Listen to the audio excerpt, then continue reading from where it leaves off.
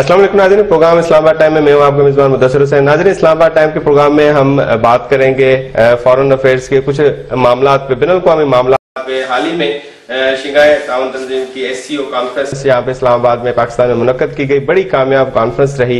इसकी तारीफ पाकिस्तान का मीडिया तो कर रहा है, बल्कि बैनुल-अक़वामी मीडिया में भी इसके हवाले से तारीफ की जा रही है कि SCO कॉन्फ्रेंस पाकिस्तान में इतने अरसे के बाद इनकाद किया गया और उसका कामयाब इनकाद हुआ, बल्कि तमाम मेंबर ममालिक की जानिब से शिरकत की गई। लेकिन आज के प्रोग्राम में हम जो गुफ्तगू करेंगे SCO के हवाले से भी करेंगे, कुछ बैनुल-अक़वामी मामलात पे भी करेंगे बातचीत, और इस पूरी कॉन्फ्रेंस को कामयाब होने का जो सेहरा यकीनी तौर पे हुकूमत पाकिस्तान के साथ साथ हुकूमत पाकिस्तान का ही पार्ट है दफ्तर खारजा, उसको भी जाता है, क्योंकि इस हवाले से मुख्तलिफ इंतजामात उन्होंने किए। आज के प्रोग्राम में इस हवाले से भी गुफ्तगू करेंगे कि SCO कॉन्फ्रेंस से कौन कौन से अहदाफ जो थे वो हासिल किए गए और इन अहदाफ का बराह रास्त अवाम को क्या फ़ायदा होगा, और जो ममालिक हैं SCO ममालिक आपस में किस तरह के जो शोबाजात में ताउन कर सकते हैं, MOU साइन हुए हैं, और आगे चल के मजीद इसके क्या फायदे होंगे, खास तौर पर क्योंकि SCO में भारत भी शामिल था। जयशंकर जो वजीर खारजा थे वो भी इसमें शरीक हुए। उनकी शिरकत के हवाले से भारतीय मीडिया ने भी कुछ अपनी तरफ से रिपोर्टिंग की, लेकिन ओवरऑल एक बात तो वाज़ेह हुई कि जयशंकर की शिरकत से पाकिस्तान और भारत के माबैन जो ताल्लुकात हैं वो काफ़ी बेहतरी की राह की तरफ एक उम्मीद की किरण नजर आई है। आज के इस हवाले से गुफ्तगू करने के लिए दफ्तर खारजा की तर्जुमान ममता ज़हरा बलोच साहब हमारे साथ मौजूद होंगे। उनको खुशामदीद कहते हैं। मैम, बहुत बहुत शुक्रिया, आपने अपना कीमती वक्त दिया। मैम, सबसे पहले क्योंकि SCO कॉन्फ्रेंस बड़ी कामयाब रही, और क्योंकि अवाम कुछ सवालात होते हैं, हम हमेशा कोशिश करते हैं कि अवामी सवालात ही अपने मेहमान से पूछें, और आप क्योंकि इसको प्रेजेंट करती हैं पूरे दफ्तर खारजा के मामलात, और ये कॉन्फ्रेंस भी आपने दफ्तर खारजा और फॉरेन ऑफिस की तरफ से बड़ा अच्छा इनकार किया गया। तो अवाम ये मालूम करना चाहती है, जानना चाहती है कि SCO से कौन कौन से फवायद हासिल हुए हैं जिसका बराह रास्त अवाम को असर होगा। देखिए, ये जो शंघाई कोऑपरेशन ऑर्गेनाइजेशन है, ये 10 मुल्कों की एक अहम तंजीम है, जिसमें हमारे खित्ते के अहम ममालिक उसमें शामिल हैं। इसमें Russia, China, Iran, Pakistan, India और सेंट्रल एशिया के कुछ ममालिक इसके रुकन हैं। और ये तमाम ममालिक इस खित्ते में उनकी जो कोऑपरेशन है वो इसलिए अहम है कि हमने मिल के बहुत सारे मसाइल हैं जो इस खित्ते के हैं वो हमने मिल के हल करने हैं। इसमें इस ऑर्गेनाइजेशन के 3 बड़े मकासद हैं। एक जो है कि टेररिज्म और एक्सट्रीमिज्म के खिलाफ एक्शन लिया जाए। दूसरा है कि इकोनॉमिक कोऑपरेशन और पीपल टू पीपल कॉन्टैक्ट्स को बढ़ाया जाए। और ये सारी चीज़ें इसलिए अहम हैं कि हम मिलकर जो हमारे चैलेंजेस हैं उसका कला कमा कर सकें। पाकिस्तान इन ममालिक के साथ मिलकर SCO के प्लेटफॉर्म पर कोऑपरेट करता है। टेररिज्म के खिलाफ जो एक्शन हो रहे हैं इस रीजन में, एक दूसरे से एक्सपीरियंस शेयरिंग होती है, इंटेलिजेंस शेयरिंग होती है। इसी तरह से जो ट्रांसनेशनल ऑर्गेनाइज क्राइम है उस पे भी इंफॉर्मेशन शेयरिंग होती है। और फिर इकोनॉमिक कोऑपरेशन, कनेक्टिविटी, ट्रेड, ये तमाम मामलात इस ऑर्गेनाइजेशन में डिस्कस होते हैं। तो अब ये जो कॉन्फ्रेंस हुई, जो SCO हेड्स ऑफ गवर्नमेंट की मीटिंग पाकिस्तान ने चेयर की, इसका जो बेसिक एजेंडा था वो इकोनॉमिक था। तो इसी कॉन्टेक्स्ट में ये मीटिंग हुई, और पाकिस्तान ने एक मेज़बान के तौर पर भी और एक इसके चेयरमैन के तौर पर भी एक अहम रोल अदा किया ताकि इस कॉन्फ्रेंस को कामयाब कराया जाए। सही। अच्छा, एक तो ये कॉन्फ्रेंस हुई, बड़ी कामयाब रही। एक मुआहदा हमने नज़र से गुजरा, उसके हवाले से ज़रा थोड़ी सी रोशनी डालिएगा। करेंसी एक्सचेंज का मामला उठा था, तो ये करेंसी एक्सचेंज सिर्फ चाइना, रूस और इन सारे ममालिक के साथ होने वाली है, होगी? इस मंसूबे का हतमी प्रोजेक्ट कब से शुरू होगा? जी बिल्कुल, इसमें ऐसे है कि जो इस ऑर्गेनाइजेशन के मेंबर ममालिक हैं वो समझते हैं कि हमें इंटरनेशनल जो प्रॉब्लम्स आ रही हैं आपस में ट्रेड करने में, कनेक्टिविटी में और इकोनॉमिक सतह पर कोलैबोरेशन करने में उसके हल निकालने हैं। उनमें से एक हल जो आइडेंटिफाई हुआ है वो करेंसी एक्सचेंजेस का है, लेकिन ये एक अभी ابتدائی مراحل میں ہے، اس پر ڈسکشنز ہوں گی اور اس پہ یہ فیصلہ ہوا، فائنل نہیں ہوا ابھی اس میں یہ فیصلہ ہوا ہے کہ اس پہ فردر ڈسکشنز کی جائیں تاکہ اس پر جو ممالک اس میں شامل ہونا چاہتے ہیں، ہو سکتا ہے سارے ممالک شاید شامل نہ ہوں، لیکن جو ممالک بھی اس میں شامل ہونا چاہتے ہیں اور اس سے مستفید ہونا چاہتے ہیں، اس پہ SCO کا پلیٹ فارم ایک اویلیبل ہے اور اس پر کام کیا جائے گا۔ اچھا، کیونکہ ہمارے تجارتی تعلقات دیکھے جائیں اوورال، اگر چائنا سے دیکھا جائے تو ہم امپورٹ ایکسپورٹ کرتے رہتے ہیں، روس کے ساتھ دیکھیں تو تیل کی مد میں ہم لے سکتے ہیں، ایران کے ساتھ بھی ہمارا یہ معاملہ ہو سکتا ہے، سبزیاں ہو یا کھانے پینے کی اشیاء بھارت کے ساتھ۔ تو مستقبل میں آپ کیا سمجھتی ہیں کہ اگر یہ کرنسی والا معاملہ ہوا تو معاشی طور پہ پاکستان کتنا مستحکم ہوگا؟ دیکھیں، پاکستان کی جو اکنامک استحکام ہے یہ پاکستان کے عوام اور پاکستان کی حکومت یہ اپنی خود محنت اور کاوشوں سے کریں گے، اور اس سلسلے میں گورنمنٹ نے کافی سٹیپس لیے ہیں جس میں پاکستان کی اکنامک جو پروگرس ہے اس پر فوکس ہے۔ جو SCO ہے وہ ایک فیسیلیٹیٹنگ میکنزم ہے، اس فریم ورک میں تمام ممالک مل کر آئیڈینٹیفائی کریں گے کہ کس طرح سے ہم مل کر کولیبوریٹ کر سکتے ہیں۔ اس میں فار ایگزامپل ہماری جو کسٹمز کے معاملات ہیں، آپ جب ایک ملک سے دوسرے ملک میں ایکسپورٹس کرتے ہیں تو کسٹمز کے معاملات ہوتے ہیں، اس میں اس کو کس طریقے سے ریزالو کیا جائے گا وہ ایشوز ہیں۔ زیادہ تر چیزیں یہ جو اب ہم بات کر رہے ہیں یہ ایڈمنسٹریٹو ہیں، یہ کس طریقے سے جب دو ملک آپس میں ٹریڈ کریں گے تو کیا میکنزمز ہوں گے اس کی ڈسکشن ہو رہی ہے۔ پھر یہ کہ آپس میں جو ٹریڈ باڈیز کی کولیبوریشن کی بات ہو رہی ہے، کیونکہ ان دی اینڈ جو ٹریڈ ہوتا ہے یہ پرائیویٹ سیکٹر کرتا ہے، گورنمنٹس نہیں کرتی ہیں۔ تو ہمارا مقصد، گورنمنٹس کا مقصد یہ ہوتا ہے کہ آپ ان کو بزنسز کو اپرچونٹیز دیں تاکہ وہ زیادہ سے زیادہ ٹریڈ کو فروغ دے سکے۔ تو یہی SCO کا بھی مقصد ہے کہ اس طرح کے میکنزمز بنائے جائیں کہ ٹریڈ آسان ہو۔ اور یہ ایک ایشو آپ نے بتایا، فار ایگزامپل یہ جو کرنسی ایکسچینج کے معاملات ہیں، اس کے علاوہ اور بھی چیزیں ڈسکس ہو رہی ہیں، ٹریڈ باڈیز کی آپس میں کولیبوریشن کی بات ہو رہی ہے۔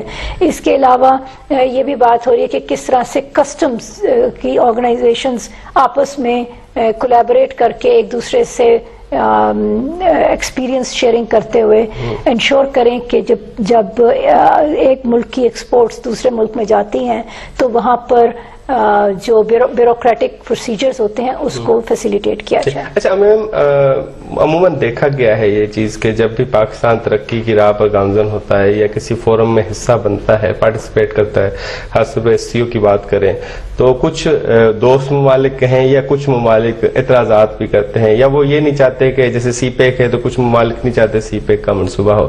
تو یہ اتنی کامیاب کانفرنس ہوئی اور اس میں کافی چیزیں کافی کلیئر ہوتی گئیں، اور آگے چل کے مستقبل کا جیسے آپ بھی ذکر کر رہی ہیں کہ معاملات بہتر ہوں گے، تو آپ سمجھتی ہیں کہ وہ ممالک، کوئی بھی جس کا ہم نام نہیں لینا چاہتے، وہ ممالک کیا ان کو بھی اعتراضات ہوں گے شنگھائی پہ؟ دیکھیں، شنگھائی کوآپریشن آرگنائزیشن ایک، جس طرح سے ابھی میں نے شروع میں کہا، 10 ممالک کی ایک تنظیم ہے۔ اس میں بالکل ہمارا تو مقصد یہی ہے، اس آرگنائزیشن نے بارہا کہا ہے کہ یہ اکنامک کولیبوریشن اور پیس اور سیکیورٹی کے لیے ہے۔ یہ کوئی آرگنائزیشن کوئی ڈیفنس پیکٹ نہیں ہے، تو کسی کو اس پر اعتراض نہیں ہونا چاہیے۔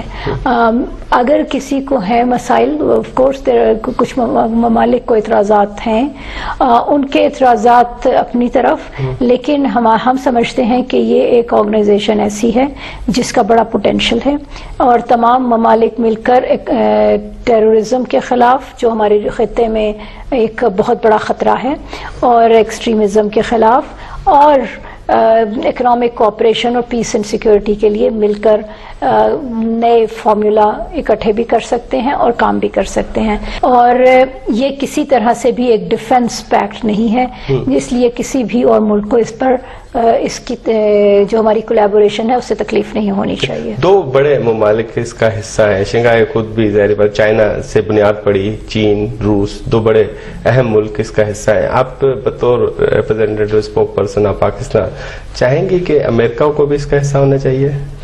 دیکھیں یہ نہ ان کی طرف سے کوئی اس طرح کی خواہش کا اظہار کیا گیا ہے، نہ ہی ایس سی او نے اس طرح کی کوئی ڈسکشن کی ہے اس معاملے پر۔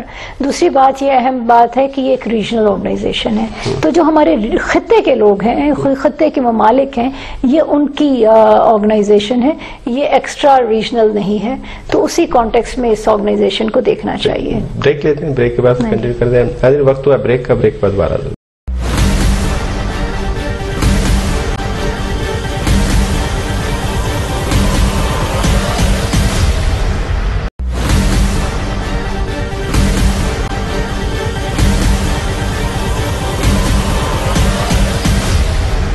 ویلکم بیک ناظرین دفتر خارجہ کی ترجمان ممتاز زہرا بلوچ ہمارے ساتھ موجود ہیں، گفتگو کر رہے ہیں ایس سی او کے حوالے سے، کانفرنس کا کامیاب انعقاد ہوا اس کے حوالے سے تفصیلی طور پر کچھ سوالات، عوام کے سوالات، ذہنوں میں گھومنے والے کچھ سوالات وہ ہم معلوم کرنا چاہتے ہیں تاکہ آپ کے ذہنوں میں اگر اس کانفرنس سے متعلق کچھ خدشہ یا کوئی بات ہے یا کچھ سوالات ہیں جو ہم نے عموماً آپ لوگوں سے ہی سنے ہیں تو وہ سوالات ہم ممتاز زہرا صاحبہ سے معلوم کریں گے۔ میم جیسے کہ ہم ذکر کریں کہ ہم عوام کے ذہنوں میں گھومنے کچھ سوالات آپ سے پوچھ رہے ہیں، تو عوام کے ذہنوں میں ایک سوال گھوم رہا تھا ہے تو کیونکہ اس تناظر میں کہ اسلام آباد میں کانفرنس ہوئی، 3 دن تک ہمارا کہتے ہیں ایک دن ملک بند ہو تو اتنا نقصان ہوتا ہے، 3 دن تک ہمارے اسلام آباد آس پاس کے پنڈی چھٹیاں نہیں، بند رہا، تو کچھ تاجر جو تھے وہ کہتے ہیں جی ہمیں نقصان بڑا ہوا، تو ان کو سیٹسفائی کرنے کے لیے کہ بھی ہم نے ایک جانب چھوٹا سا نقصان کیا تو لانگ ٹرم ہمیں فائدہ کون سا ہوا اس کا؟ دیکھیں یہ جو آرگنائزیشن تھی، یہ جو کانفرنس تھی، اس کی کامیابی پاکستان کے لیے بہت اہم تھی، اور اب یہ کانفرنس منعقد ہو چکی ہے، اس کی باز گشت صرف اس خطے میں نہیں بلکہ ساری دنیا میں سنائی دی گئی ہے۔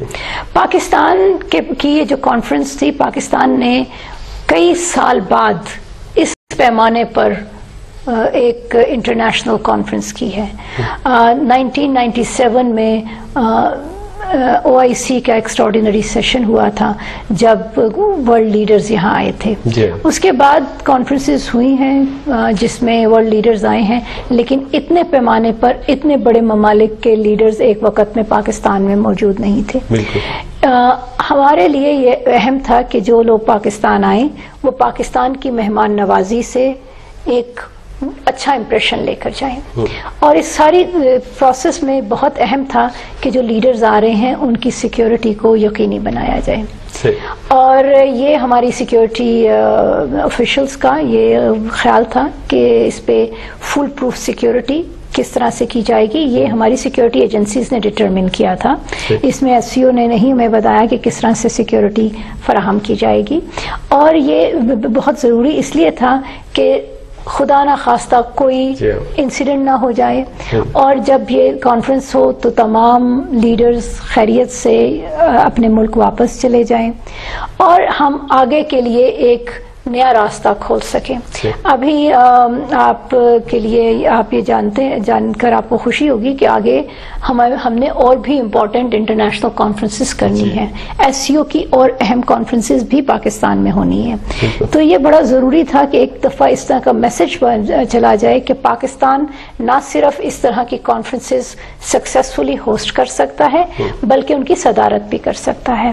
یہ ہم نے میسج بڑا کلیئرلی اب دنیا کو دیا ہے، تو ہوپ فلی آگے ہماری جیسے سیکیورٹی کی ایجنسیز سیکیورٹی کو امپروو کریں گی، یہ والے مسائل بھی کم سے کم ہوتے جائیں گے۔ آپ نے کہا کہ ہم سیکیورٹی فراہم کی گئی، ہم نے ثابت کیا کہ پاکستان پرامن ملک ہے، یہاں پہ عام درفت یقینی طور پہ انڈین جرنلسٹ کی کچھ تصویریں بھی سوشل میڈیا پہ وائرل ہیں کہ وہ آزاد طریقے سے کسی ہوٹل پہ بیٹھ کے کھانا کھا سکتی ہیں، تو اس کا مطلب ہے پاکستان بڑا محفوظ ملک ہے۔ لیکن جے شنکر صاحب جب بھارت کے وزیر خارجہ یہاں پہ آئے تو انڈین میڈیا کی جانب سے کچھ باتیں کی گئی کہ جے شنکر نے جی دہشت گردی کا اظہار کیا، تو آپ سمجھتی ہیں کہ اس تعلقات سے جے شنکر کے یہاں آنے سے ہمارے تعلقات بہتر ہوئے ہیں بھارت کے ساتھ، یا پھر جے شنکر صاحب کچھ بو کے گئے ہیں یہاں پہ کچھ سٹیٹمنٹ دے گئے؟ دیکھیں پہلی تو بات یہ ہے کہ جو ایس سی او کی پروسیڈنگز ہوتی ہیں، سوائے جو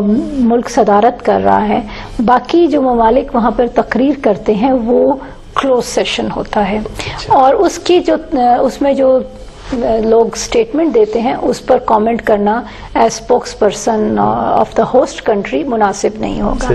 لیکن دو چیزیں میں ہائی لائٹ کرنا چاہوں گی. اس پہ پہلے میں آپ کو ایک چیز ہائی لائٹ کرنا چاہوں گی کہ دہشت گردی ہمارا بہت سیریس مسئلہ ہے. انڈیا کا ہے یا نہیں ہے، ان کا ٹاکنگ پوائنٹ ضرور ہے، لیکن دہشت گردی پاکستان کا مسئلہ ہے. پاکستان نے جتنا سفر کیا ہے بیکاز آف ٹیرورزم یہ ساری دنیا کو جانتی ہے. سو اس لیے یہ کہنا کہ جی ٹیرورزم کی وجہ سے ڈیبیٹ کی وجہ سے پاکستان گھبراتا ہے، پاکستان نہیں گھبراتا. پاکستان کو تو خود کنسرن ہے، اور ہم چاہتے ہیں کہ جو پاکستان میں ٹیرورزم کر رہے ہیں ان کو بے نقاب کیا جائے. دوسری چیز جو آپ نے بات کی regarding the visit of the Indian minister for external affairs, Pakistan کے پرائم منسٹر کی طرف سے تمام ایس سی او کے جو ہیڈز آف گورنمنٹ ہیں ان کو انویٹیشنز ارسال کیے گئے. انڈیا نے یہ مناسب سمجھا کہ اپنے منسٹر آف ایکسٹرنل افیئرز کی لیول پر پارٹیسپیٹ کریں. وہ ہمارے گیسٹ تھے، اور ہم نے یہ ثابت کیا کہ پاکستان ایک ایسا ملک ہے جو بڑے ہی کھلے دل سے اپنے مہمانوں کو ویلکم کرتا ہے، اور ہم نے اسی حساب سے Indian minister for external affairs کو بھی ویلکم کیا تھا. مستقبل میں سلسلہ جاری رہے گا آنے جانے کا؟ دیکھیں یہ ابھی اس سلسلے میں ہمیں معلوم ہونا چاہیے کہ دونوں ممالک کی اس پہ اسٹیٹمنٹ ہے. دیکھیں اس سلسلے میں پاکستان اور انڈیا دونوں نے کہا کہ یہ جو وزٹ ہوا انڈیا کے منسٹر فار ایکسٹرنل افیئرز کا یہ ایس سی او کے کانٹیکسٹ میں ہوا. یہ ایک ملٹی لیٹرل کانفرنس تھی. اس اوکیزن پر ان کے منسٹر فار ایکسٹرنل افیئرز آئے اور انہوں نے پارٹیسپیٹ کیا. اس کا بائی لیٹرل ایجنڈا نہیں تھا. اسی طرح سے آپ جانتے ہوں گے 2 سال قبل ہمارے اس وقت کے وزیر خارجہ بلاول بھٹو زرداری نے بھی انڈیا کا دورہ کیا تھا، اور وہ انڈیا کا دورہ بائی لیٹرل نہیں تھا، وہ ایس سی او کے کانٹیکسٹ میں تھا. سو ان چیزوں کو اتنا اس میں ریڈ کرنے کی ضرورت نہیں ہے. یہ ایس سی او کے کانٹیکسٹ میں ہو رہی ہے. سائیڈ لائن کوئی ملاقات نہیں ہوئی ہے، سائیڈ لائن میٹنگ کوئی نہیں ہوئی. لیکن جس طرح سے پاکستان کیونکہ ہوسٹ تھا، لیکن ایک تصویر تھی وزیر خارجہ صاحب اسحاق ڈار صاحب کی بھی ایک تصویر تھی، نائب وزیر اعظم جو ہمارے ان کے ساتھ ملاقات کی ایک تصویر تھی. اس میں ایسے تاثر دیا گیا کہ شاید اب مستقبل میں کوئی نیا دورہ بھی ہونے والا ہے. دیکھیں پہلی تو بات ہے کہ کوئی بائی لیٹرل میٹنگ نہیں ہوئی، اور یہ آپ نے دیکھا ہوگا انڈیا نے بھی اس پر بڑی کلیئر سٹیٹمنٹ دی ہے. دوسری بات یہ ہے کہ ہم کیونکہ میزبان تھے، ہمارا فرض تھا کہ جو پاکستان میں مہمان آئے ان کو ویلکمڈ محسوس کرائیں، اور انڈیا کے بھی جو منسٹر آف ایکسٹرنل افیئرز کو ڈپٹی پرائم منسٹر نے اسی کانٹیکسٹ میں ویلکم کیا، اور ان کے ساتھ بات چیت ہوئی جو کہ نارمل جب بھی آپ کے ہاں کوئی مہمان آتا ہے تو اس سلسلے میں ہوئی تھی. صحیح، بریک لیتے ہیں. بریک کے بعد دوبارہ حاضر ہوتے ہیں. ناظرین وقت ہوا ہے بریک کا، بریک کے بعد دوبارہ.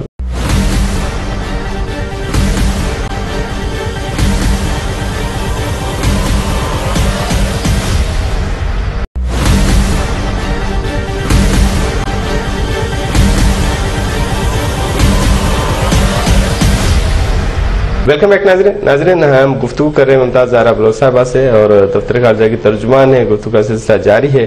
میم ہم نے ایس سی او کے والے سے کچھ گفتگو کی، کچھ بین الاقوامی کچھ معاملات ہیں، میں چاہوں گا اس پہ تھوڑی سی آپ کی رائے لے لیں.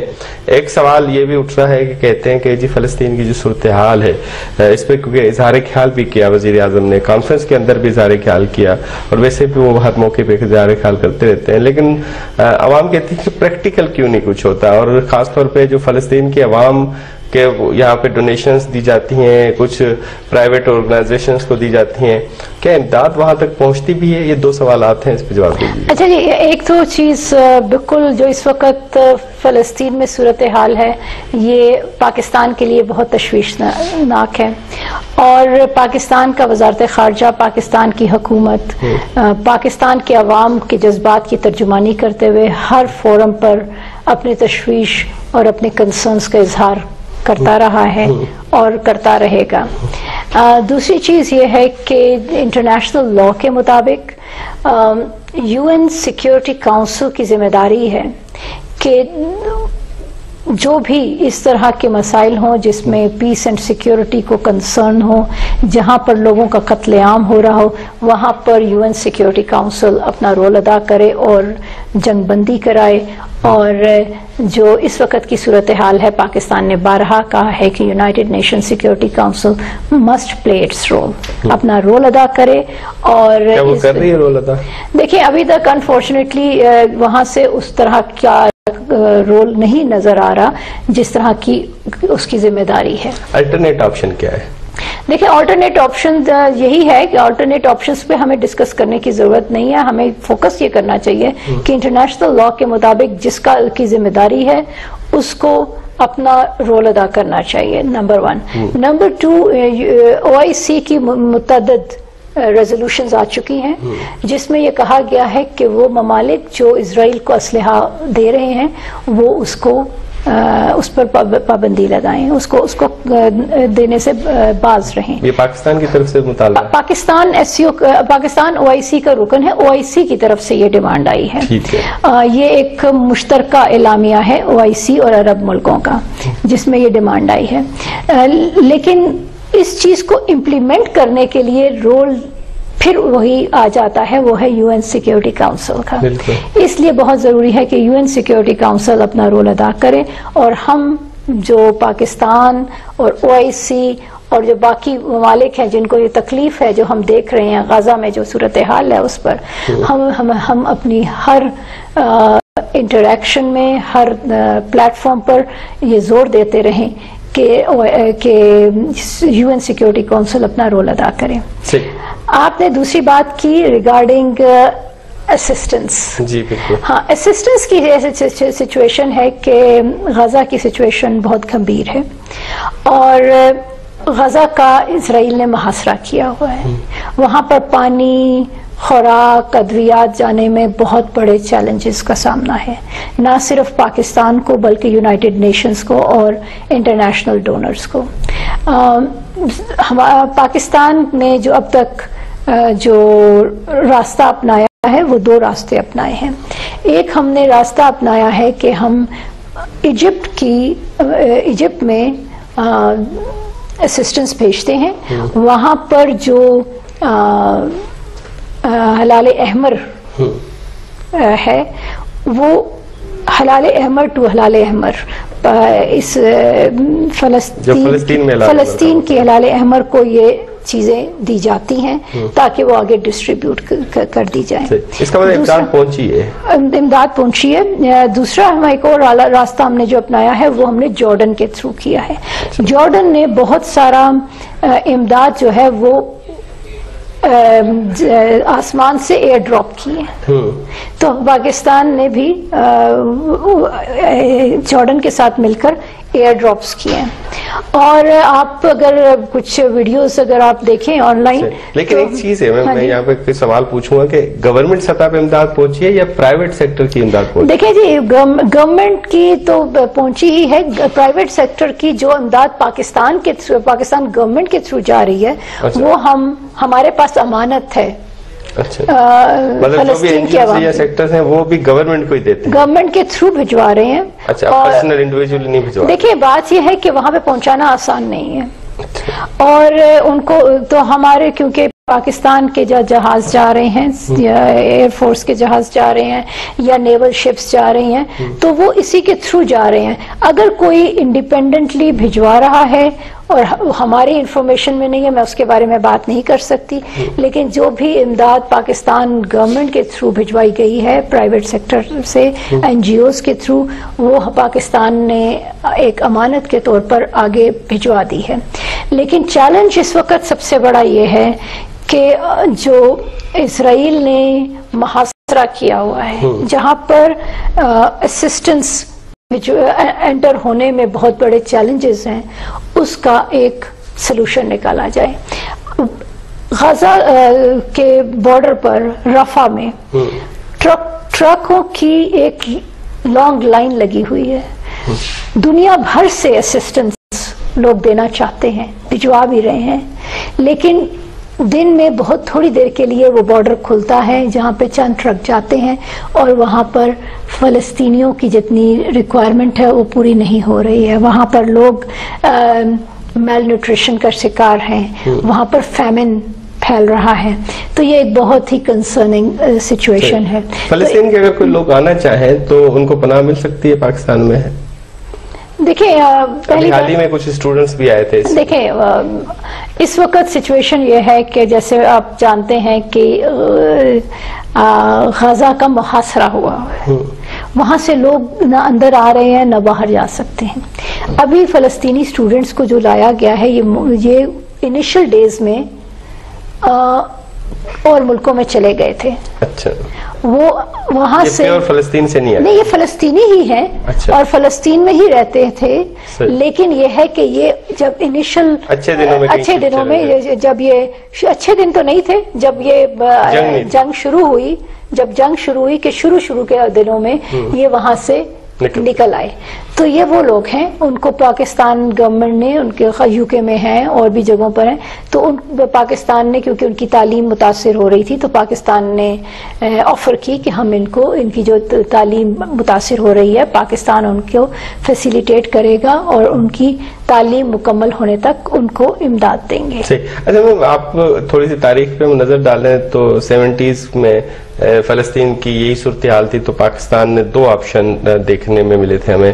ایک تو عرب کنٹری کی طرف سے پیٹرول بند کر دیا گیا تھا, کچھ ممالک کا جس پہ دباؤ آیا, اور پاکستان کی جانب سے فورسز بھی گئی تھی.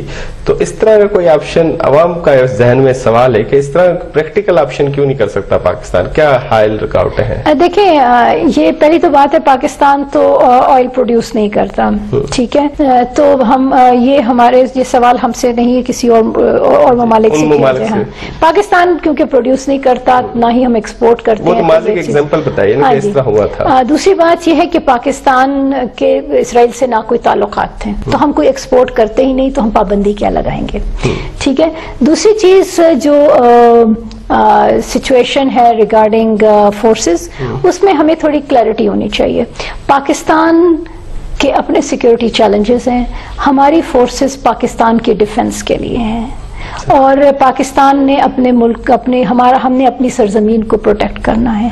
سو یہ انفارچونیٹ سچویشن ہے, لیکن یہ ایک ریالٹی ہے. پاکستان کی فورسز باہر جا کے کسی اور جگہ پر انٹروین نہیں کر سکتی.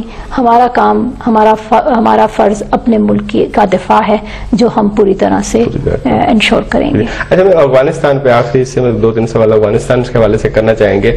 آپ کو یاد ہوگا کہ پچھلے سال افغانستان کے حوالے سے کیمپین بھی چلی تھی نگران گورنمنٹ میں کہ افغان شہریوں کا انخلاء جو غیر قانونی رجسٹرڈ ہیں, وہ معاملہ دب سا گیا ہے, کیا چلے گئے سارے افغان؟ نہیں, دب سا نہیں گیا. پاکستان, آپ کو یاد ہوگا کہ یہ جو پاکستان کا ایک اسٹریٹجی آئی تھی, ایلیگل فارینرز ریپیٹریشن اسٹریٹجی, اس کے 3 مراحل تھے.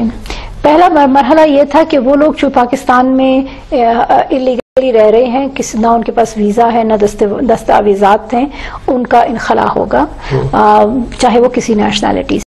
سیکنڈ سٹیپ یہ تھا کہ جو پاکستان اوریجن کارڈ ہولڈرز ہیں ان کے بارے میں, اور تیسرا تھا ACC کارڈ ہولڈرز کا.